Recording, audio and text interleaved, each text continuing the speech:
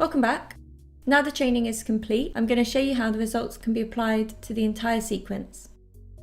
Again, this has been covered in my previous course on garbage matting with CopyCat, so feel free to skip ahead if you've watched that already and are familiar with the workflow.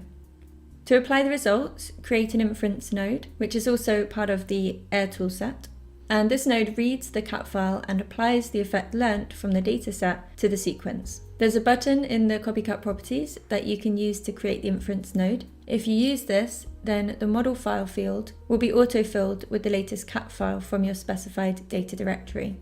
Now, you may not want to use the latest one, so you can change it manually, or if you created the node manually, then you can navigate to the cat file here.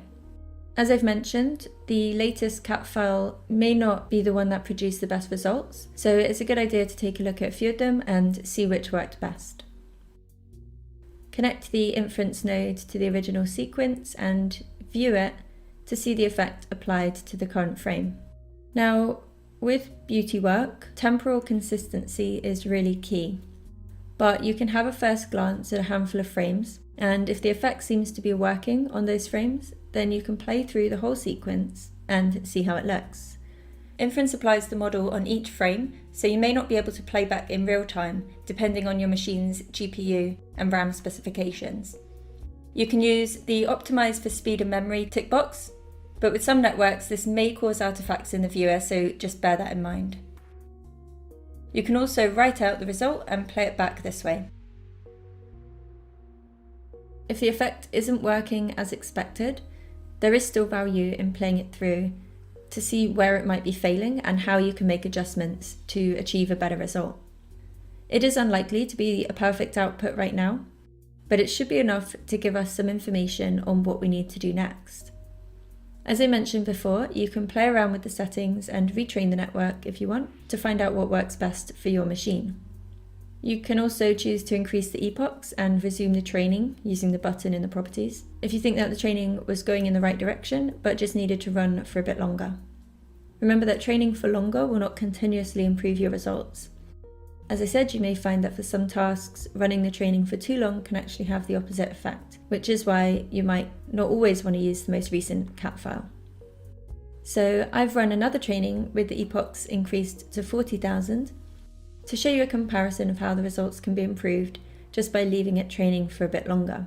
So here you can see the difference between the 10,000, 20,000, 30,000 and 40,000 epochs. You can see that there's some artifacts around the edges, especially around the actor's nose where it's in contrast with the black hoodie.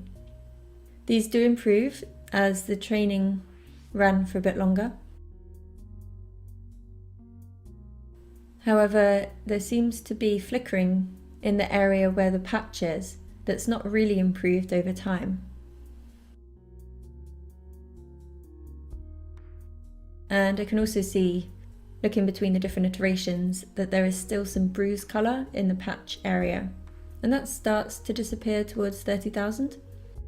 And we can also see that the transition between shadow and light becomes more realistic towards the end of the training compared to where it stopped at 10,000. So as mentioned, if your result doesn't look as expected, there are a few things you can do.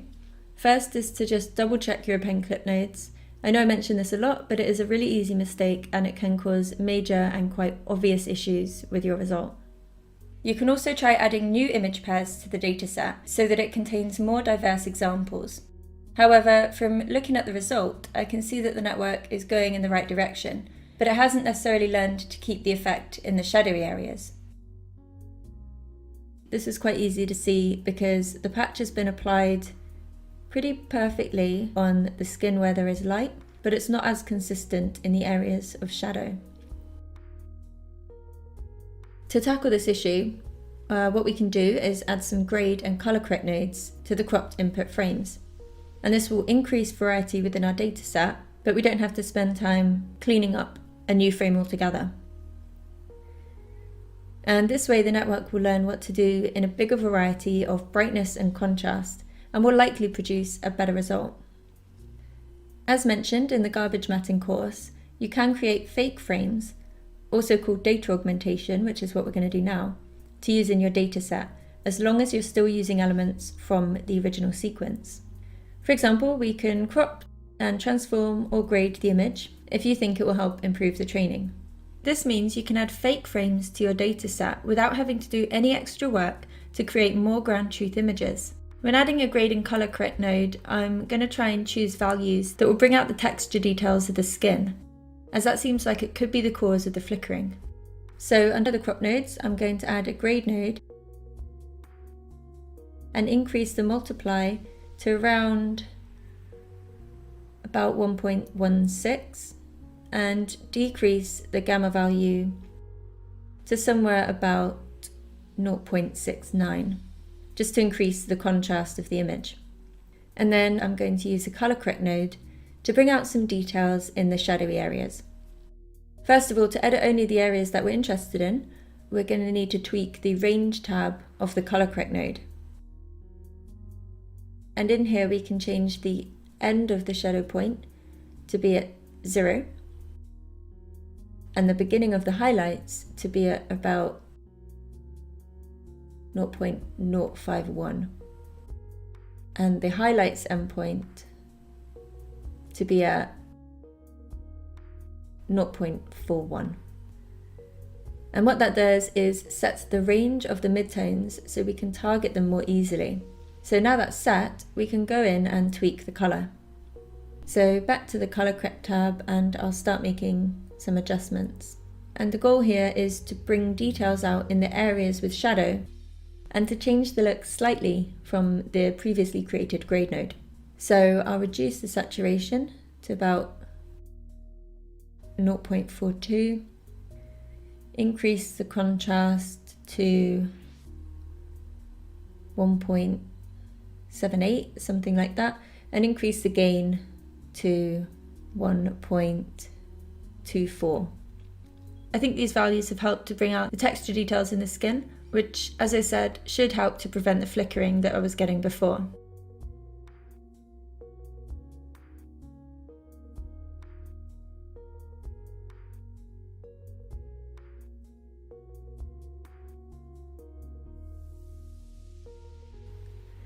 So after creating my color correct node and the grade node, and I'm happy with the values, I'm just going to copy and paste them to the input stream.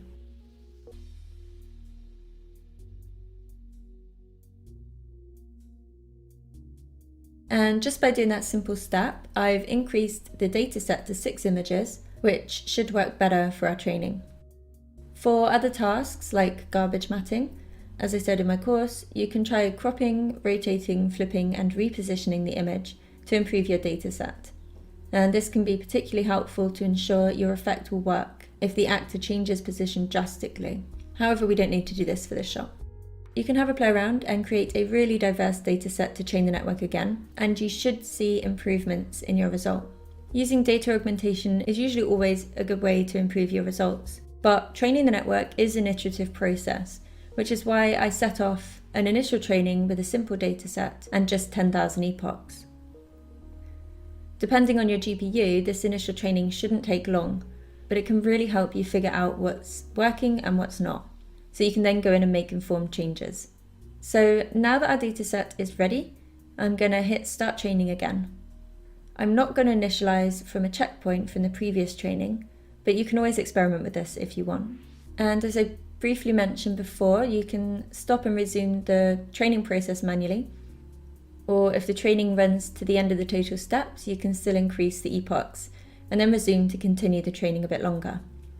Alternatively, you can stop the training if, for example, you're using the preview to monitor the progress and you're happy with the result that you can see.